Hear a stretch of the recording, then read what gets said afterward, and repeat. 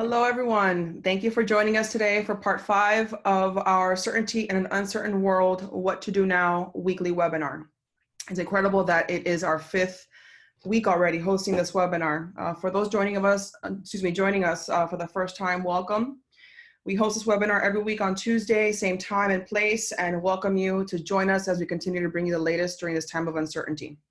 My name is Alexa Gil Rodriguez. I'm a practice analyst and recovery blueprint coordinator for NextLevel Practice. I'll be your moderator today and a resource for you for any questions you have during the webinar, as well as support needed afterwards. A little housekeeping. There are, if you have any questions you have during the webinar, please type them in the Q&A section below, and I will try to get to you as much or as quickly as I can. We have 1,200 amazing people on today, so bear with me. So to kick things off and introduce our trusted partners and guest speaker, I have our founder and CEO of NextLevel Practice, Mr. Gary Kadi. Oh my gosh, Alexa, are you kidding me? This is our 5th session. Time flies when you're quarantined, you know? I don't know about that, but it feels like 5 weeks. Like, are you kidding me?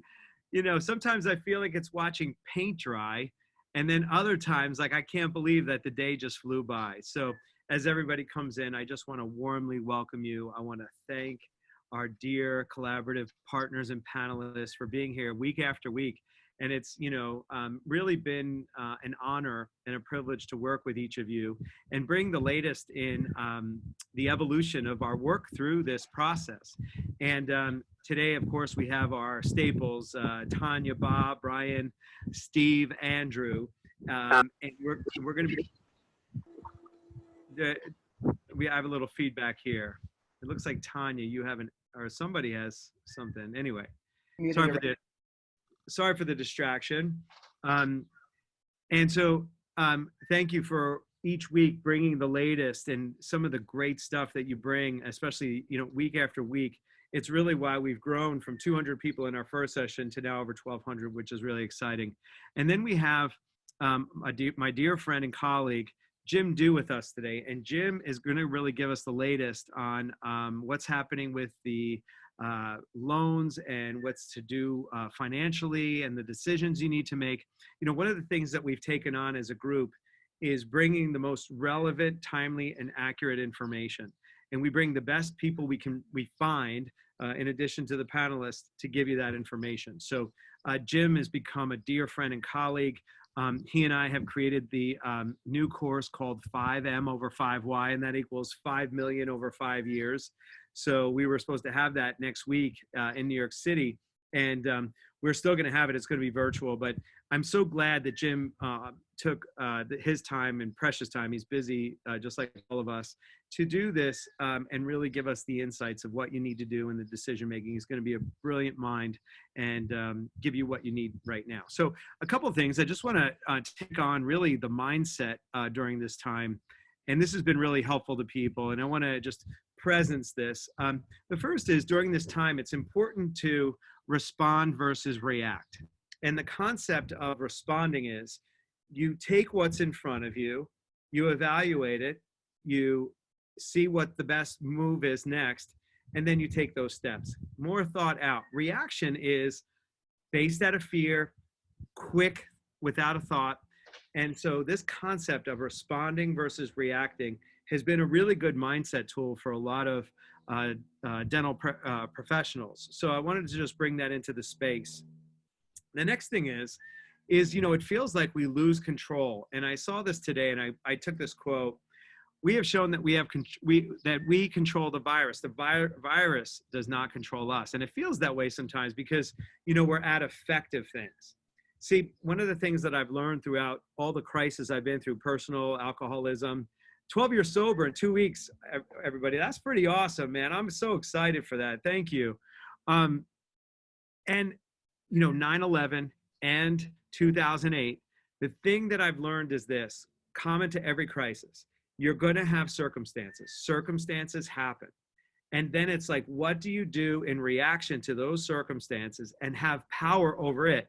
Yes, the virus has some reactionary things to us, but we're seeing the curve flatten. We're seeing, because we controlled how we did it. Do we want to do it? No. Sometimes you have to do things like, I don't want to do curls 12, 13, and 14, and 15. I don't want to do those. They're the ones that hurt, right? So you want to really just get into the headspace of, we do have control. Yes, it's not our lifestyle the way we want it, but we are, we are senior to this, right? But we just have to manage ourselves. So it's another, again, mindset through this. And this goes out to Jeff Lowe. He brought this to us. He said, and this is an Abraham Lincoln quote, "Give me 6 hours to chop down a tree and I'll spend the first 4 sharpening my axe." An axe is a multiplier. You could be the strongest lumberjack in the world, but a dull axe, you're in trouble. And the reason why we bring this up is because what we do today is what's going to impact our tomorrows. And I've seen, I've been on calls all day today, and so many practices are taking, actions today, training their teams, getting them organized, practicing, education, setting up things. If you need that kind of help, don't know what to do, Alexa can help you get that. And we have a recovery blueprint that actually walks you through what you should be doing now and how you should be talking to your patients and how you should be talking to your team and what you should be talking to them about. So one of the structures when you have uncertainty is to put structure in place. So we call it the 90-30-1-1, and that's what we've been doing here. 90-day plan, April, May, June, 90 days. Inside of that 90-day plan, you have a 30-day plan. And inside of the plan, we're working on safety and solvency. So safety for yourself now and safety for the future. We're building practices and preparing treatment rooms and new calls. That's why Brian's here. One of the reasons why Brian's here is, like, imagine having all communication with patients before they come in via video conferencing, teledentistry, safety, all the safety needs. How are we outfitting rooms? What are we doing with them? How are we setting PPP up? Safety. Also solvency. These are the 2 things we're doing in the first 30 days. We're beginning to move out of the safety and solvency and moving into the restart mode, but we're not there yet. And today we're going to talk about the solvency piece, and Jim Du is going to rock it out. So before we get to all that, this is Jim, and this is what Jim is going to be talking about. I want to get to, and I'm going to come out of here for right now, my colleagues and my panelists. And first, I like ladies first, gentlemen. Is that okay? We'll do ladies first. Let's go ladies, always first. And Tanya, I'm so grateful to have you on this call. You bring such a dynamic of what's going on from the scientific position, the clinical position now and for the future in dental practices. So please update us on the latest. Thanks. I'm so glad to be here with everybody. It's great to see everybody since we're working from home. Our primary antimicrobial that we deal with, that we've tested extensively, is hydrogen peroxide. Everyone is hearing now about vaporized hydrogen peroxide being the way to disinfect your N95 masks. I talked to dental offices today that are opening next week for general care. I was very surprised. So that restart is really pushing forward. We have a webinar that we just did that I'll put available on the app so everybody can look at. It's about the coronavirus and hydrogen peroxide, a little bit more scientific into the coronavirus and why it's susceptible to hydrogen peroxide, if anybody wants that. And then the protocols we can talk about at a future meeting. That's great. And Tanya and I are going to be collaborating on the restart. I'm writing $1 Million Dentistry, duh. And what we're doing is, it's going to be the new restart of our practices. So I'm going to take the foundation of that work, and we're going to be building a new book from that. If you do have anything, please respond in the WhatsApp. We have people that are bringing that information that you want us to write about and organize thoughts for. That's going to be happening. And Tanya and I are collaborating how to use hydrogen peroxide step-by-step, systematically, chairside, and how to communicate about it to the patient. So Tanya and I are going to be doing that work. And Tanya, thank you for your partnership. Very glad. Thank you, Gary. Yes. So let's go to beauty next. I can pick anybody. I set myself up perfectly. Let's go to Brian Laskin, please. Brian, if you can give us the latest on what's happening in the world of teledentistry. Oh, thanks. Yeah, no, it's been exploding. And for those who haven't been, I would highly recommend that you leverage teledentistry to triage emergencies to make sure that if you are closed for only emergent care, that you can screen them. Great feedback from dentists. What's fun now is that now that so many people are jumping on the teledentistry bandwagon, we're hearing from patients, and just patients. It's how patients are used to communicating, so they are absolutely loving it. So I would, for those that haven't jumped on board the teledentistry bandwagon, I would recommend you do now.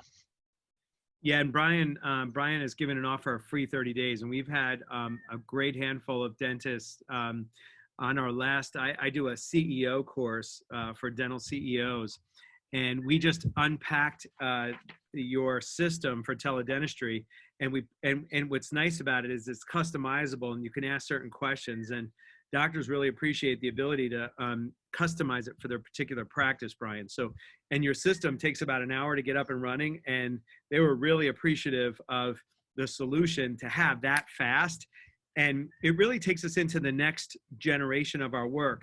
You know, my picture is that pretty much everybody, imagine the relationship you can build if you're actually in communication via video conferencing before the patient gets in. You have this relatedness that we used to rely on a phone call. And now, see, one of the things that we're taking on, and this really fits into this, we're listening for how our patients of the future are being trained now. Words like asymptomatic. You know, when SNL does a Zoom skit, you know that it's Main Street. So we now know that we're going to use video proactively. We're going to be using the word asymptomatic. They know what that means. It gives us new tools that really fit. And my favorite one is when Tony Fauci talked about the virus as a root cause inflammation. Game changer, game changer. That just puts us direct connection to our complete health practices. If you're just if you're going back into a standard dental practice, I recommend not, because it's like the move toward complete health right now, for sure. What you do in your website, what you do in teledentistry, if you become a whole health practitioner, yes, the mouth is connected to the body and you educate the patients that way, whoo, game changer. Brian, thank you for handing us a tool that we can use immediately and takes about an hour to set up. Thank you, thank you, thank you. Thank you. Yeah, you bet. Let's go over to Andrew. Andrew has a new game he's going to put in place, which I'm really excited to hear about. So Andrew is our resident expert in putting communication to patients in a way that utilizing your time now, sharpening your axe, getting good communication. Andrew, please update us on the latest game that you want to play. All right. So first I'm going to touch on a few things and we'll open it up to the game. I'm going to challenge everyone on the call. So be ready. You have until April 15th, your IRS deadline to submit your entries. And it's an entry to win an Amazon $50 gift card. But marketing in times of uncertainty today, like Gary said, I mean, complete health, if you're thinking that you're going to go back into business, you know, in the next few weeks and doing the same things you were doing a few months ago, there's going to be a reality check, because there's a new normal. You know, and you hear that term being thrown around quite a bit these days, the new normal, right? But what we've been doing as, you know, business owners, and as you all know, is, you know, we're lowering spending by cutting costs, we're lowering our investments, we're laying off, unfortunately. And then we're, you know, reading the media and this environment of fear, right? So there's three crucial points to marketing in times of uncertainty, and we're really starting to progress on and get to the other side of this. By what I'm hearing from a lot of our clients, they're expecting to open their doors by May 4th, and that goes right along with what Tanya was saying. So, you know, getting ready and getting set up for that new normal is going to be crucial. So it's cutting with a scalpel, not a chainsaw, right? Looking at everything from an analytical, a data standpoint, right? Data is going to drive the business and it's going to drive the ROI. Invest into the second and third waves of the future now, which is the transition, life online, teledentistry, and then the new normal, right? Complete health.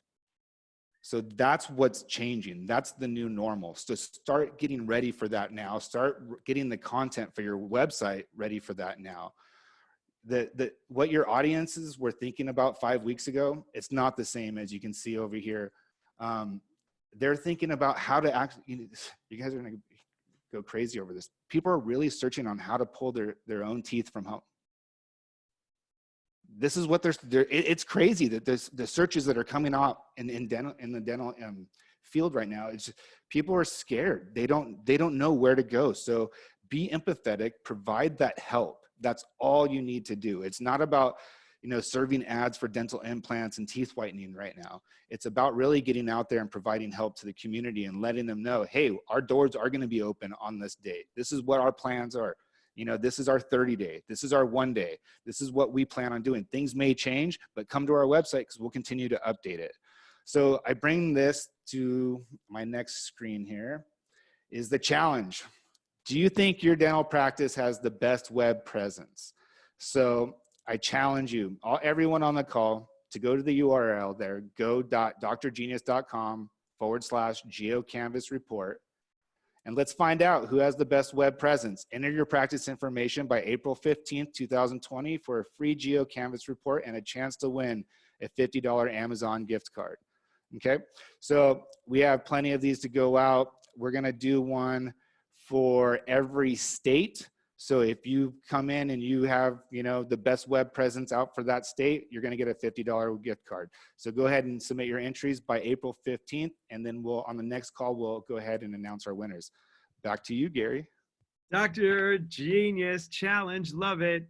And the other thing is, I want to just pick up on what you said. Andrew, thanks for making it fun, and thanks for bringing fun to the whole thing, and really good content to understand how people are processing from a marketing standpoint. One of the suggestions that we recommend is we're doing 60-second, 90-second videos. So being in communication right now with your patient base is really important. Some examples, some suggestions from Tracy Lewis down in Jacksonville, Florida. Teaching people how to put gloves on and take them off without contaminating. Teaching people how to put a mask on and take it off. Just watch people put gloves and masks on and take them off and watch how things get contaminated. Simple videos like this make you the expert, right?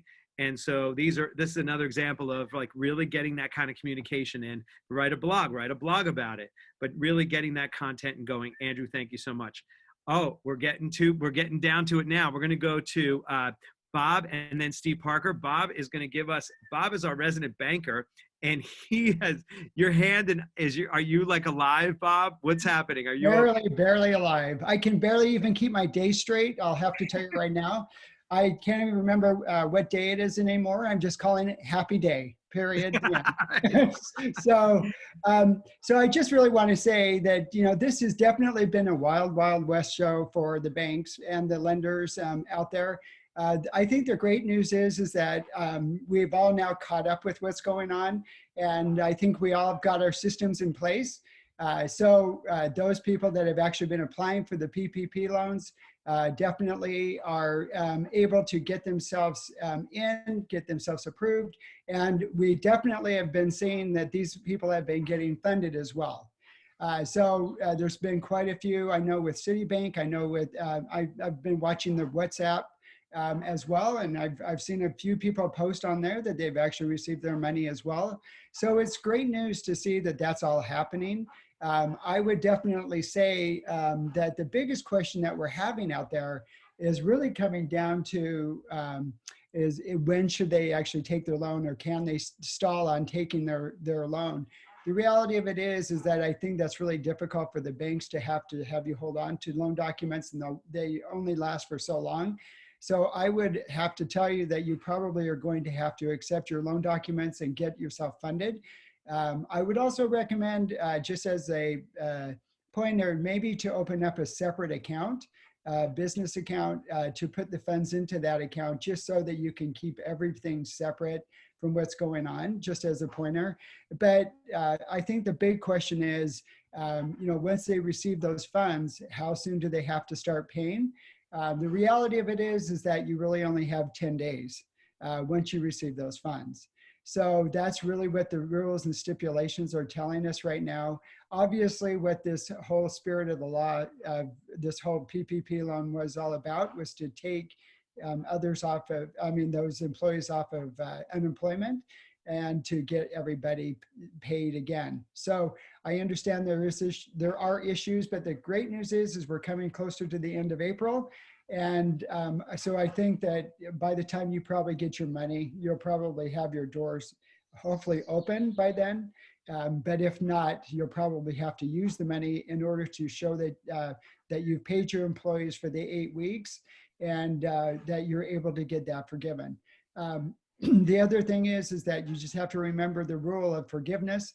And I also have to preface this by saying that those rules haven't totally been made up. So we're still waiting on the rules from the SBA of how that forgiveness is going to show up. But we do know now it's 75% of the loan has got to go towards payroll.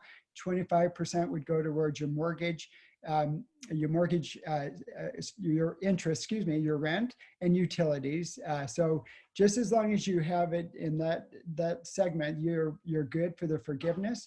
But if in case you fall short, then that would turn into a loan. So whatever you're falling short on.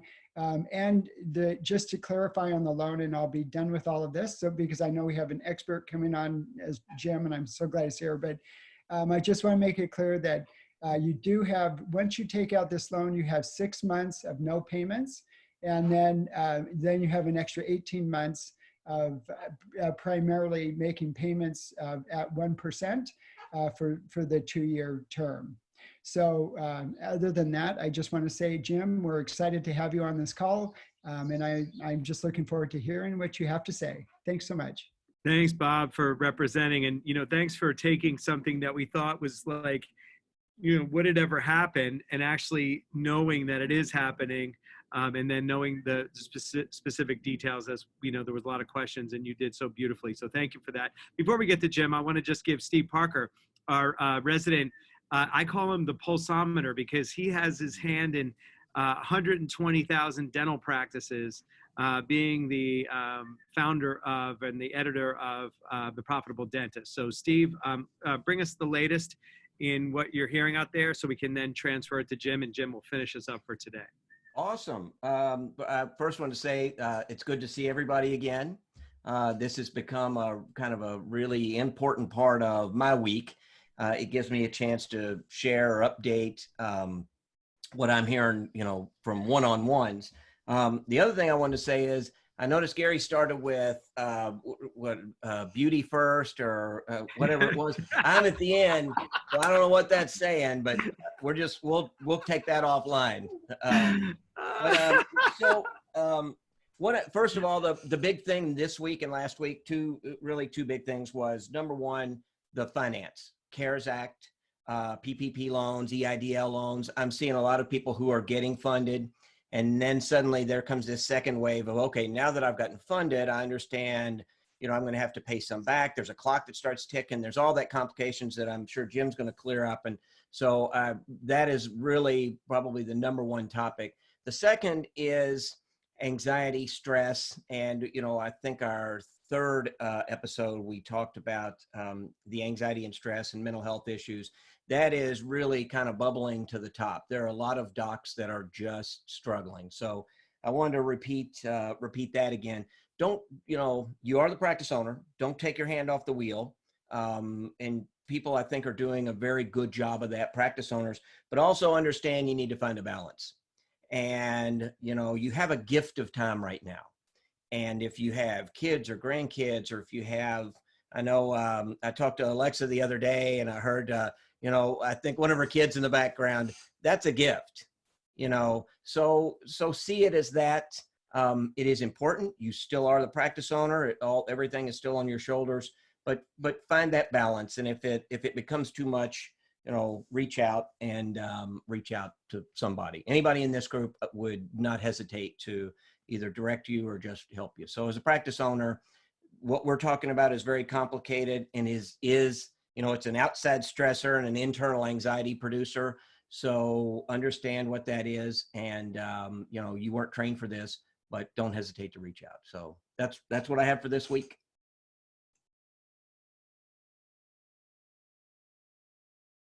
You're on mute, Gary.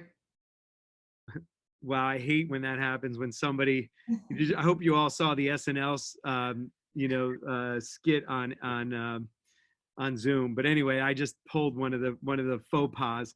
And Steve, we'll take this looking good thing at, offline, because you're a beautiful man inside and out. All right. Now, without any further ado, Jim, do. I'm on fire today. I am on fire, Jim. I'm so grateful to have you here, buddy. I'm excited to be here, Gary. Here's what I'll do. I'll run through as much as I can in the time we have together, and hopefully we'll have some time for some questions and answers. And really, I appreciate all the input from everyone already on this call. And I admire you for your work in the dentistry world, you who are listening today, because healthcare workers like you are the reason why we can live healthy lives. So first, just I'm grateful for everything you do in good times and in difficult times like this. One way I think to think about things financially is what I call the AAA approach, which A is for acceptance, the second A is for awareness, and the third A is for action. So we have to accept what's happening financially, both from our own personal situation, through your business or your practice, and also what your patients are going through, so the people you provide services to. We have to accept what's going on. And next, we have to have awareness about each of those positions financially. And once we have good awareness, then we can take action, which is really the key to understanding where you are. One thing that you have to do is know your numbers. And you may have a bookkeeper and accountant, but you have to have a simple way to monitor important things like cash on a weekly or monthly basis. And we actually my team created a little simple spreadsheet if you don't have anything for monitoring your cash and availability of cash. And Gary, I'm happy to send that to you after. You can put it out to everyone who is on the call. It's real simple, and maybe you have something more complicated, but something you can use to know your numbers. In between my stint right out of college as a public school math teacher and getting into this business 25 years ago when I finished my MBA, I did door-to-door sales for about a year, and a lot of people probably don't know that about me. And I learned a great lesson from door-to-door sales, and it's probably not the lesson you think I'm going to tell you. I had a sales manager, Big John, and Big John was 6'3", 280 pounds. And John, I don't know if he had graduated from high school or not, but I do know that he had one job his entire life, and that was door-to-door sales. He was a big, intimidating, hardcore salesperson. And I was told when I started working in that group from everyone else, they said, hey, when you go to the meeting, because once a week you had to go see John, and you had to bring him this form that you had filled out. And the form said, I knocked on this many doors, and this many people answered, and I set this many appointments, and here's how many sales I had. They said, do not show up to that meeting with anything that's not filled out. You don't want any blank box in there when you see Big John. And I said, well, why? He said, because if there's an empty box, the first thing he's going to do is point a finger at you and say, hey, what goes in this box? And the minute you start to talk, he's going to interrupt you and say, I didn't ask for a story. A story doesn't fit in this box. A number fits in this box. And if you tell me the number, I already know the story. And it taught me in a very dramatic way that you need to know your numbers. And in this environment, you really need to know your numbers, and you need to monitor those numbers as you go forward. And you might already be doing that, but I just want to stress the importance of that. I'm going to use an acronym today. Out of the blue, I came up with an acronym COVID, COVID. And this will help guide you through this difficult time and also help you prepare to excel when things get better. So the first C for COVID is cash. And as you know, cash is king, and there's 3 ways to look at cash. So the first thing is take an inventory of all the cash that you have. This may sound simple, but add up your checking accounts, your money markets, your CDs, your savings accounts. Have a very clear picture down to the penny of how much you have in the category of cash. The second part of cash is what converts to cash. So you may have a portfolio of stocks and bonds that could easily convert to cash. Probably not a good time to sell your stocks and bonds, but at least you know that's there and that can be converted to cash. And then the last part of cash, which I'll spend a little more time on, is access to cash. So you just heard just a great explanation of the PPP loan, which I'll talk about in a second. That's access to cash. Before I get into the CARES Act, one thing is lines of credit. So you may have lines of credit for your business. You also have credit cards. It could be a time to try to extend or increase those lines of credit, but it may not be. But one thing I like you to think about, and whether that's for today or for another time, is I always like more than one banking relationship. And of course, this really plays out painfully for some people. If you have one banking relationship and if they don't have their act together on the PPP loan, that becomes a big struggle. I always like at least 2 banking relationships, and here's why. I like to have a bank of what I owe and a bank of what I own. And I'll give you a perfect example that I lived through in 2008. So 2008 was a banking crisis. It was a financial crisis. I was worried about my business, and I actually sat on the board of a bank at the time, and I had an $800,000 line of credit at that bank. I was nervous. I was afraid banks might start shutting things down. So I pulled my $800,000 line of credit, but guess what? I put it at a different bank. A week later, we had our board meeting, and the chief credit officer came to me before the board meeting. He said, "Hey, Jim, I noticed you pulled your $800,000 line of credit." And I said, "Yeah." And he said, "Where'd you put that?" And I said, "Wouldn't you like to know?" And we laughed about it. We smiled because he wanted the collateral at the bank so he could grab it if he needed to. When I had it at the other bank, if I had a problem, I had my cash, right? Possession is 9/10 of the law. And I had a negotiating position where I could go back and say, "Hey, I can't pay you right now, but I'll pay you interest only, or I'll make payments or whatever." So that put me in a strong position. Luckily, I didn't need the money. 2 years later, I just took it back out of the other bank and paid off my line of credit. So keep in mind, having more than one bank opportunity is really smart.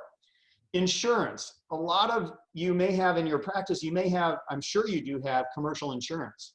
There may be work stoppage coverage in your policy. So you've been paying this policy for years, and often the insurance agent doesn't even know what's in the policy. You probably haven't read the policy. Pull out those policies, look to see if there's work stoppage coverage. That might be access to capital you're not even aware of. Certainly if you have a captive insurance company or a segregated asset plan or a private insurance company, look at your policy provisions because there may be cash available there that you're not even aware of. Some things in the CARES Act that aren't getting talked about a lot, but could be access to cash.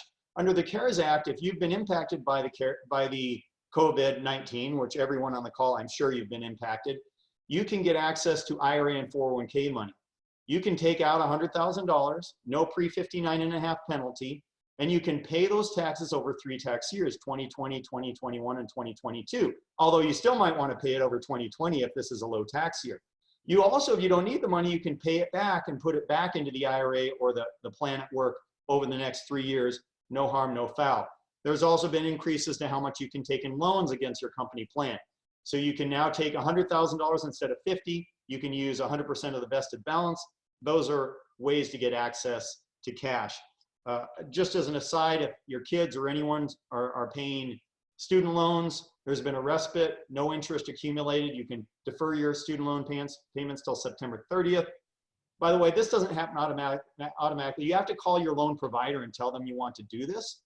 And along those lines, I'd be very careful about not paying things like your mortgage. So there's been also, hey, you don't have to pay your mortgage for 3 months. And some of the banks are saying this won't impact your credit. I'm skeptical. These systems are set up automatically to report to the credit agencies. And I'd be worried that you wouldn't pay for 3 months. You still have to pay it in a balloon payment. You don't pay for 3 months and they whack your credit. So I'd be very careful. If you can afford to pay your mortgage, pay your mortgage. Also, it's important to think about other ways to get access to cash through the CARES Act. And we have talked about the PPP loan. I know you had someone on last week that talked about it. I know, Bob, you've talked about it. So I can answer Q&As about it. But of course, I don't want to spend time talking about something that's been exhausted already. So I don't know, Gary, if I should just skip beyond that or throw in 2 cents on that. Yeah, no, I think so. Jim, if you want to just give, if there's anything that you didn't hear from today's call, you can just add to it.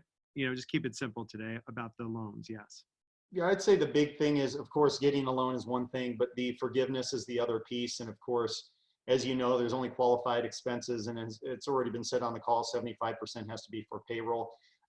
And of course, the average monthly FTEs, full-time equivalents, is how they do the test. And just so you know, just to make it detailed, the way the test works is it's the covered period, February 15th to June 30th of 2020, compared to either you get to choose the same period in 2019, February 15th to June 30th, 2019, or January 1st to February 29th of 2020. That's one of the tests.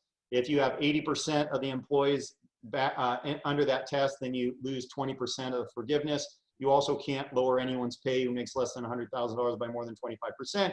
Remember, you can also qualify if you hire everyone back by the end of June. However, if you do that during the 8 weeks after you got your loan funded, you may not have enough payroll to actually get the forgiveness. So you can't game the system, get the forgiveness, and then hire everyone back by the end of June. And I can talk more about the PPP if you want, but I'll just one of the things, Jim, one of the things to add here is people have to put people back on, training them during this time. So we have a whole training system. If you do have to put them on, you can get with Alexa. We have GabeWorks, which is built. There's over 500 hours of training by position. And if you do have to put people on, don't just pay them and then train them.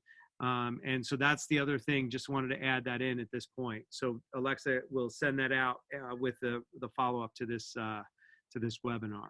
The one thing I would say that doesn't get talked about a lot, but I think it's an interesting creative way to use the PPP is, let's say your PPP gave you $200,000, but you only think there's enough to get forgiveness on $170,000.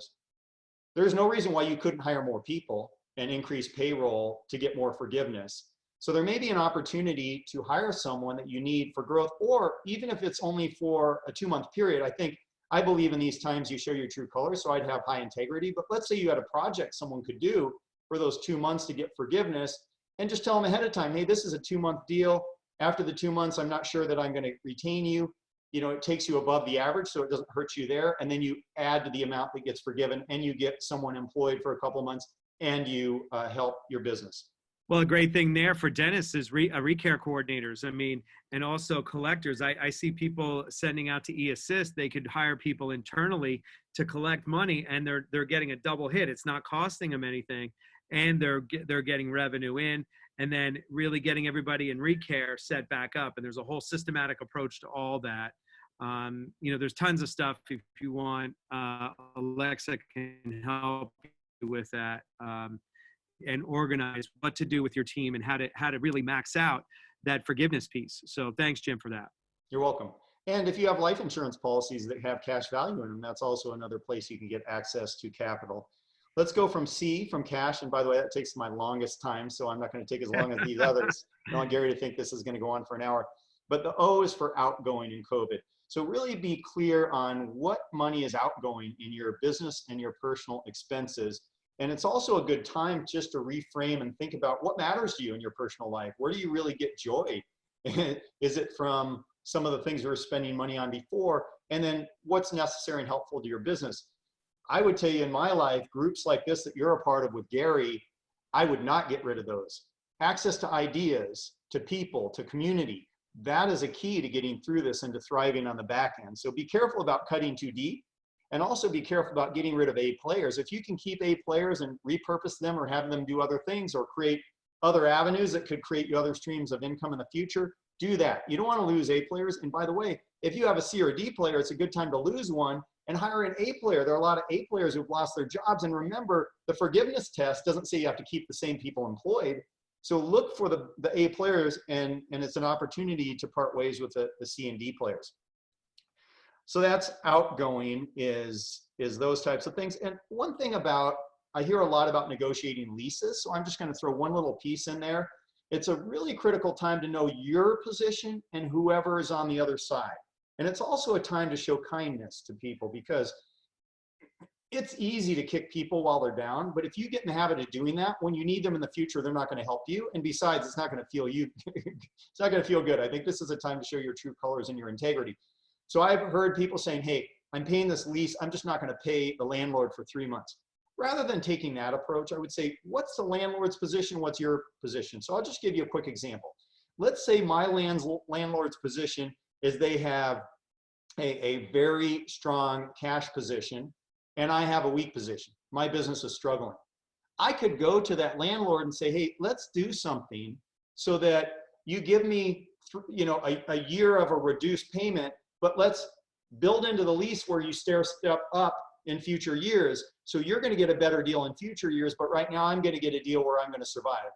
Let's say it's reversed. So instead of going to my landlord, if I know my landlord is struggling and I have money, I could go to him and say, I'm not going to pay you for 3 months. So if I do that, that means I'm getting 25% off of my annual cost of my lease. What if instead I went to that landlord who's struggling and I said, hey, you're struggling. I've got some money. Why don't we do this? I'm going to pay you upfront 70% of the whole year today in one check. So what does that mean to me? To me, it means I got a 30% discount instead of a 25% discount. To the landlord, it's like, oh, you're a savior. I got 70% of a year up front to get me through these next few months. Now you've created a relationship where you're both winning, and in the future, that landlord's going to want to help you out more than other tenants that are just going to try to put it to them while they're hurting. So think about that when it comes to outgoing. And then the V on COVID is variable versus fixed. Have a good idea of what your variable expenses are, both personally and in your practice, and your fixed expenses. So variable could be things like marketing and advertising in your practice, or fixed could be lease payments. Payroll used to be thought of as fixed, now it can be a little less than fixed. But have an idea about those things and make sure you're not saying to yourself, well, I don't want to spend any money on marketing or advertising.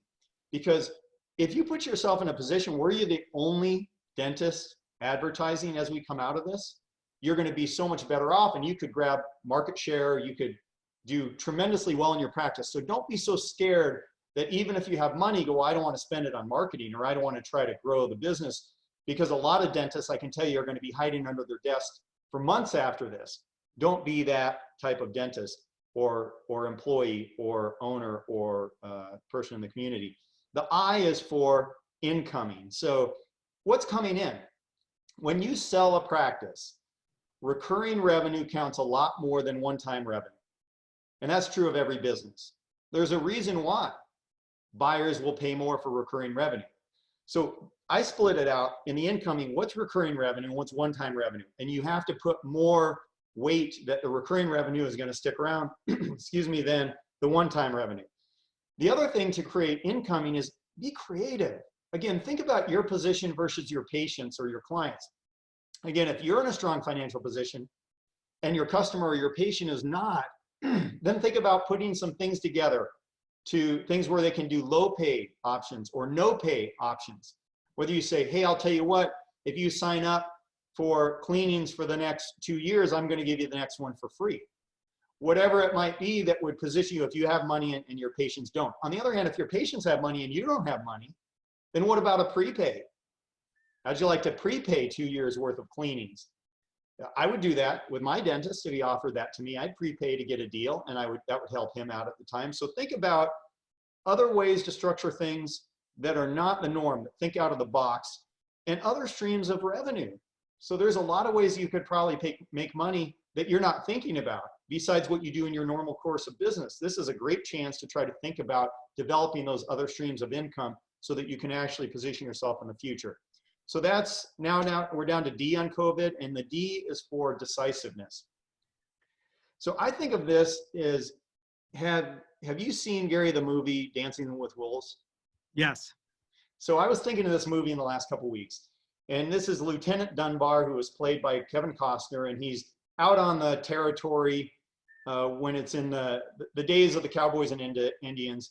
And Lieutenant Dunbar is out there in this little fort by himself with his horse. And the Sioux Indians are coming in and hassling him all the time. And if you remember, he reaches to a point where he just feels like he's a sitting duck. And one morning he gets up, and you can just see he says to himself, I'm not doing this anymore. He puts on his uniform, he gets on his horse, he grabs the American flag, and it didn't have as many stars, but he had the American flag, and he goes to the Sioux Indian tribe. And if you remember that movie, I'm thinking at the time, they're going to kill him. This is crazy. But what happens? They respect him so much for having that courage that it actually changes their perception of him. And it changes his whole future. And he ends up actually being accepted into that tribe and becoming part of that family. When I see that scene in my mind, I think about this situation. And whether you're afraid, things are scary, and you're struggling, or whether you have money and you're doing well and you have opportunity, either way, you've got to put on your uniform, you've got to get on the horse, you've got to grab the flag, you have to move toward it, not away from it. And one way to do that is you have to have, I think, something that pulls you. If you're constantly pushing, it's exhausting, you're going to get tired. What will pull you? I believe it's a purpose. People who have a purpose get pulled forward. So what could your purpose be? So for me, Our clients are entrepreneurs, business owners. For me, it's serving those people. So when I get up in the morning, I'm working insane hours. I'm thinking to myself, I'm helping these business owners survive. I'm helping these business owners do everything they want to do and the way they're going to change the world and give back and help employees. That's my purpose. Yours might be your family. What do you have to do to make sure your spouse or your children or your grandchildren or your parents are okay? It could be your employees. This is a great time to think, boy, if you pull it together, think about all the lives you're going to change as you employ more and more people as you grow out of this. It may be causes you care about, a charity that you believe in, that you go, boy, if I pull through this thing, think about the things I can do for these causes I care about. Or it could be life experiences, things that you want to provide for yourself or your family, things that you want to do with your friends, life experiences. So that's the COVID. And then, you know, I can talk more and open up to questions, but C is for cash, O is for outgoing, V is for variable versus fixed, I is for incoming, and D is for decisiveness. That's amazing, Jim. I was riveted at all of that. I've learned so much in there. The one thing you can add to your repertoire, you remember the freshman 15? This is the COVID-19. So that's why I'm on a fast for 2 days, because I'm cutting out carbs. Anyway, the COVID-19, I thought that was fun. Is that a dad joke? I don't know. I think it's a good one. I'm going with it. Anyway, thank you, Jim. Alexa, we should have questions coming in, if you would, please. Yes. Thank you, Jim. So I have here, the first one is, when PPP is funded, can we switch it to a separate account? This doctor's banker made it sound like they had to keep it in a single account, their regular account. Great question. I guess in a perfect world, and I think, Bob, you might have mentioned this earlier, having a separate account set up keeps everything very clean. This is the story though, and sometimes banks are so overwhelmed, setting up a separate account may be challenging. It may be challenging for you. Here's the other challenge: switching payroll over to the new account and switching it back to your other account. So I think that in a perfect world that makes sense, but logistically it may be challenging. The one thing for sure though is the bank is going to want to have absolute clear proof of where that money came in and where that money went out. So I'm sure they're going to put it into your business account, some kind of business account. They're not just going to put it in your personal account. And I would prefer it's the account that's paying payroll, because then you can show the money came in and the money went out. But the banks are just trying to figure out how they're going to actually show the forgiveness and what is, you know, what proof you need. Certainly your payroll company is going to be all over this, because payroll companies are going to get fired over this, just like banks are going to get fired over this by customers. So I would say make it as clean as possible. Whatever account that goes into, that's the account you want to have paying payroll. That's the account you want to have the canceled check to the lease or the utilities. It should be all in one account, and you want to document everything so that you can prove to the bank after the 8 weeks is up. Thanks, Jim. So I have a few questions that revolve around PPP and their employees. This one specifically says, so for PPP, do all employees have to be rehired immediately or by end of 8 weeks? There's quite a few people who are still uncertain about this. Yeah, so I think that question is, so there's two different pieces of PPP. One is how much do you get in a loan, and they're using 2019 average monthly payroll. There's that number. I think that question is referring to the forgiveness piece, which is if you hire everybody back, you still qualify for forgiveness as long as you hire them back by June 30th. And that is true. However, the payroll expenses that count are the 8 weeks after the day the loan gets funded. So you may actually be better off hiring those people very quickly, so that during those 8 weeks you get the money that qualifies, the expenses that qualify for forgiveness. I hope that's clear. And Bob, certainly feel free to jump in if I don't answer these appropriately. Okay, the next one we have here is, how does the EIDL grant, the 10,000 or less, relate to the PPP loan? Good question. So EIDL, which is the Economic Injury Disaster Loan through the SBA. Now that one you don't go through your banker, you go direct through the SBA. So the first 10,000 is a grant, and you're supposed to have it within 72 hours. I haven't heard of anyone getting it within 72 hours. And you know, Bob, you may have seen that, but I have not seen people getting it. And in fact, the SBA briefly last week put up a notice that you only got $1,000 forgiven on that $10,000 per employee. So you had to have at least 10 employees to get the $10,000 forgiven. And there was all this barrage of angry people going back to the SBA, and they took it off the website. But what that shows me is they're still trying to figure out who they're going to pay that $10,000 to.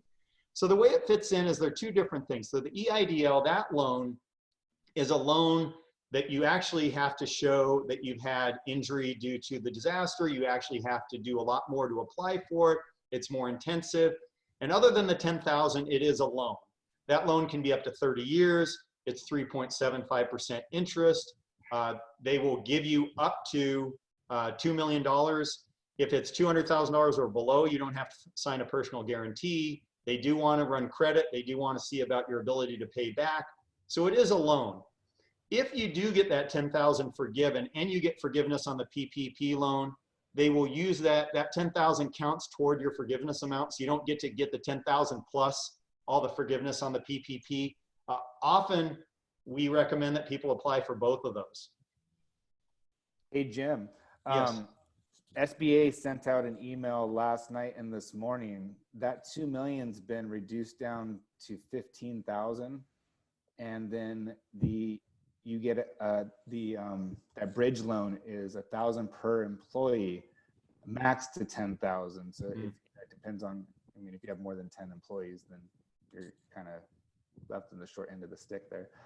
But yeah, that the 2 million has been reduced quite a bit down to about 15,000. So the max you can get through that is 25,000.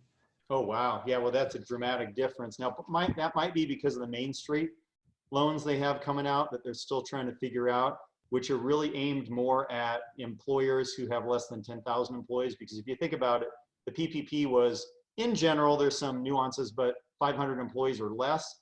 And I think there's this in between in America that was upset that they feel like the big companies are going to have money from the government, and then the small companies are going to have money for the government. But what if we're in between? And so the 10,000 or less up to 2.5 billion in annual revenue, which is bigger than I would assume than my company, and I would assume most everyone on the call. And they're still trying to figure that out, but they've allocated or at least earmarked 600 billion toward that.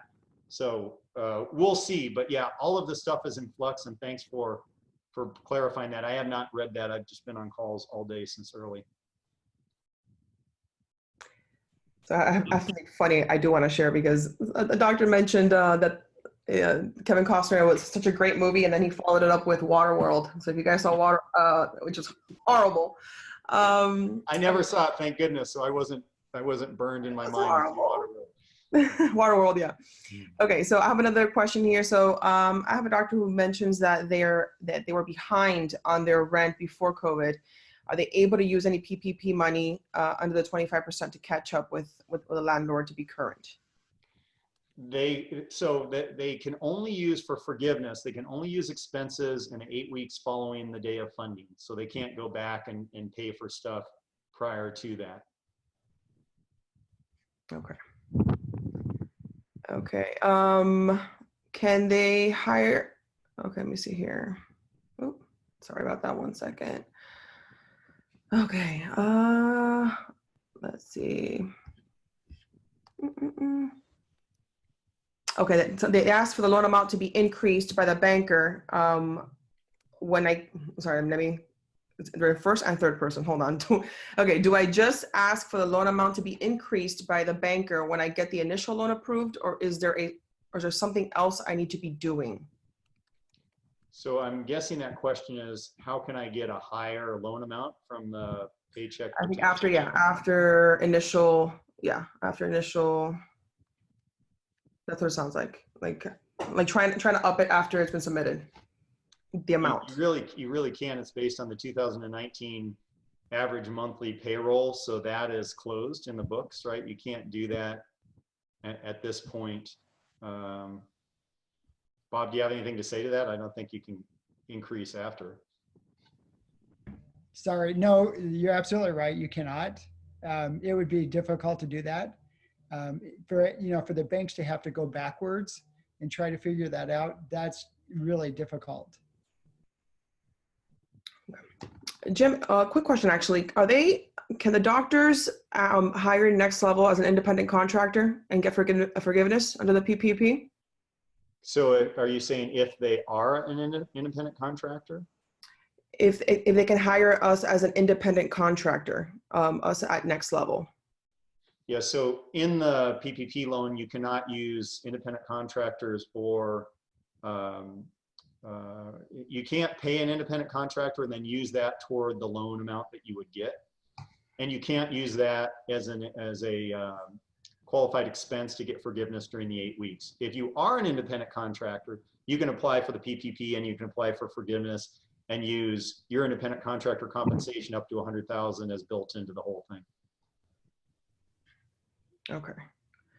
Is PPP tax exempt? I've gotten 3 questions on that. That's a great question. So normally when you get a loan, if it's forgiven, it's a taxable event. But in the law, this loan is non-taxable. So when it's forgiven, not only is it non-recourse, no personal guarantee, but if they forgive it, if you qualify for the forgiveness, it's a non-taxable event. Now, here's the question that hasn't been answered. The way the law is written, you're going to get the deduction for those costs on your tax return when you file your 2020 tax return, and you got it paid for by a forgivable loan. So we wonder if the government's going to come back and go, that's double dipping. We think, if you're getting a forgivable loan paying those expenses, you shouldn't be able to deduct them on your tax return. But as of the way I read the law right now, you can, and maybe the government will just go, hey, we're just trying to get everyone back on equal footing, so maybe we'll let that go. And Bob, I don't know if you've heard anything, but I have not heard any guidance on that. And I would say, hey, until you hear otherwise, I would deduct those expenses on my tax return. Exactly. Yep. See here. Okay, could you pay? No, sorry about that. Let me go to another one here. Okay, can you hire a dentist under the PPP and do the payroll only and qualify for forgiveness if they are a W-2, not a 1099? Yes, in fact, that's who you do want to have on payroll as a W-2 and not a 1099.